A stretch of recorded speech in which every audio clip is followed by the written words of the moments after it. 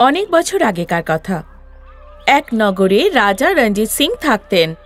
আগে উনি বণিক ছিলেন, যিনি নগরের রাজাকে হারিয়ে নিজে রাজা হয়েছিলেন। রানী 2 যমজ মেয়ে জন্ম দিয়েছিলেন। রাজা যখনই জানতে পারলেন, তখনই উনি তার বাচ্চাদের মুখ দেখতে চলে এলেন। ভগবান আমাদের কথা শুনেছে। আজ অনেক মানতের পর সন্তানের মুখ দেখার সুযোগ হলো। আমাদের 2 সন্তান রাজকুমারী হয়ে জন্মেছে। দেখুন না, কি সুন্দর দেখতে হয়েছে।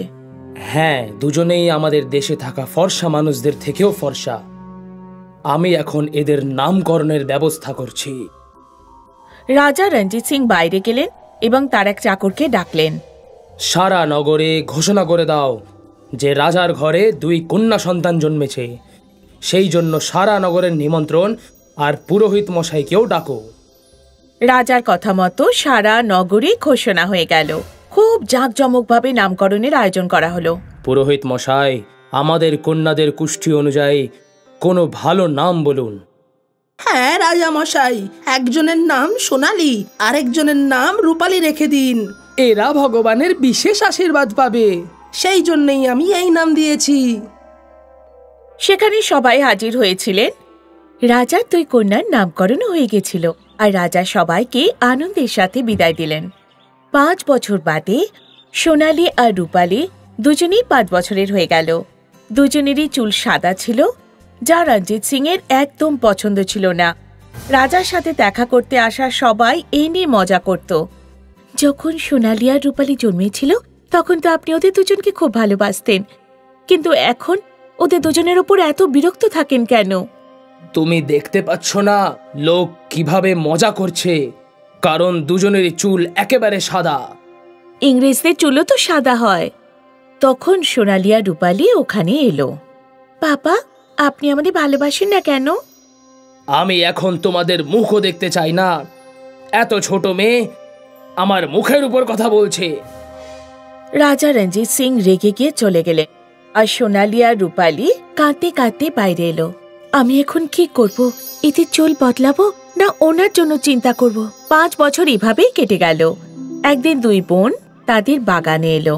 বাগানে একজন বুড়ি মালি থাকতো। তোমরা দুজনেই তো রাজকুমারী। আমরা রাজকুমারী না হলেই ভালো হতো। কেন, কি হলো? সবার তো স্বপ্ন থাকে যে ওরা যেন রাজার বাড়িতে জন্ম নেয়। আমরা কত ছোট, কিন্তু তাও আমাদের চুল সাদা। কিন্তু তোমাদের চুল খুব সুন্দর। সবাই মজা করে। আমার কাছে তোমাদের দেওয়ার মতো কিছু আছে, কিন্তু আর কাউকে বলবে না। হ্যাঁ দাদি, তাড়াতাড়ি দেখান এমন কি আছে। বুড়ি কোদাল দিয়ে একটা জায়গা গর্ত করলো, সেখান থেকে একটা বাক্স বের করলো। বুড়ি বাক্স থেকে 2 জোড়া সোনা আর রূপার চুল বার করলো, যা চকচকে ছিল। মা, অদ্ভুত, কি সুন্দর চুল।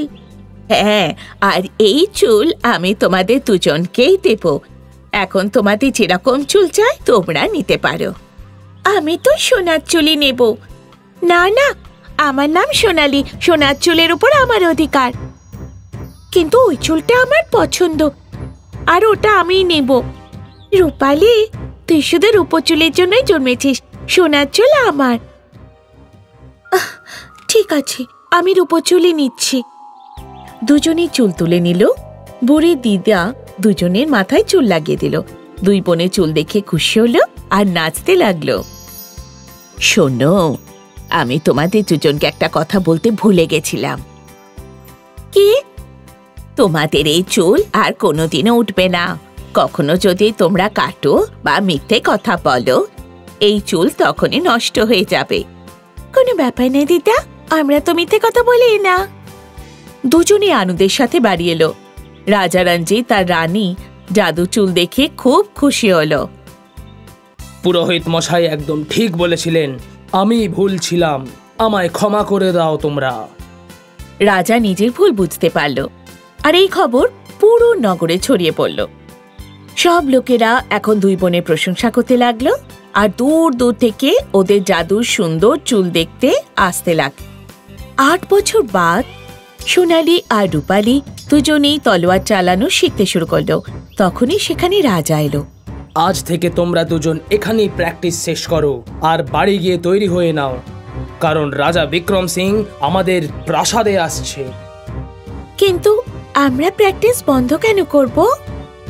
রাজা বিক্রম সিং ওনার রাজকুমার দুষ্মন্তের বিয়ের কথা রূপালীর সাথে বলতে আসছে, আর যদি সম্ভব হয় পুরোহিত মশাইয়ের থেকে ভালো সময় বের করে এই বাড়ি বিবাহ সম্পন্ন করে দেব।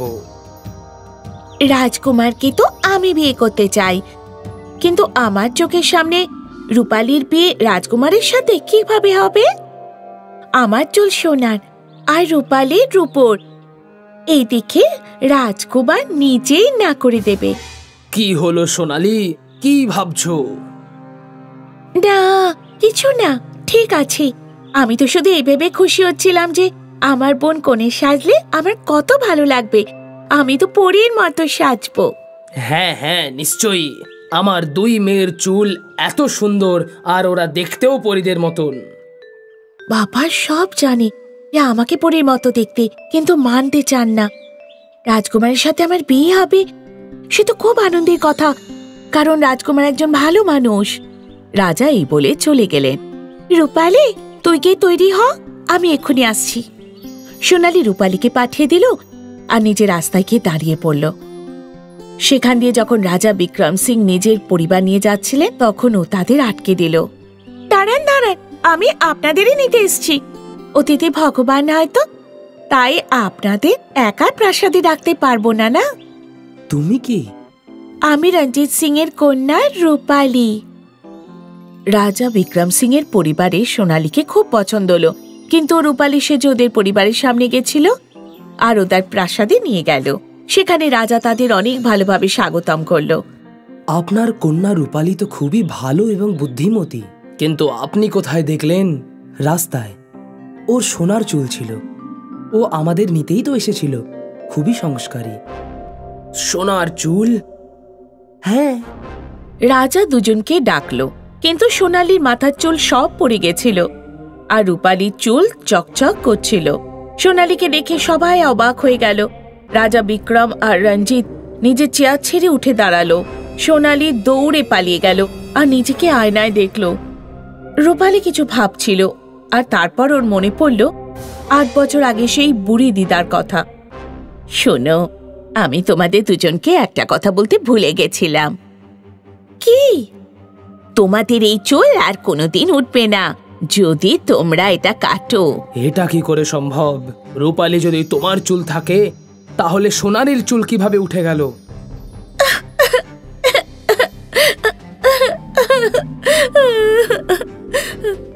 রূপালী কিছু ভাবছিল, আর তারপর ওর মনে পড়ল ৮ বছর আগে সেই বুড়ি দিদার কথা।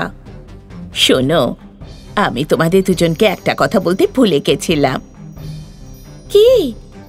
তোমাদের এই চুল আর কোনোদিনও উঠবে না যদি তোমরা এটা কাটো বা মিথ্যে কথা বলো। এটা তখনই নষ্ট হয়ে যাবে। ওই বুড়ি মহিলা বলেছিল যদি আমরা কখনো মিথ্যে কথা বলি তখন আমাদের চুল উঠে যাবে। আমার ভুল হয়ে গেছে। আমি আমার বোনের উপরে হিংসে করে মিথ্যে কথা বলে ফেলেছি।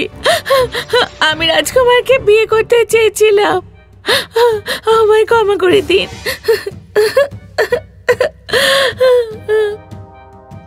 ঠিক আছে বোন, তুমি এখনো রাজকুমারকে বিয়ে করতে পারো। আর এই কথা যদি তুমি আমাকে প্রথমেই বলে দিতে, আমি কখনো না করতাম না।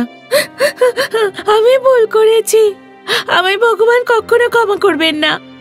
সোনালীর স্বার্থ আর মিথ্যে সবার সামনে চলে এলো, আর রাজা বিক্রম সিং ও সোনালীর সাথে রাজকুমারী বিয়ে দেবেন না বলে দিলেন।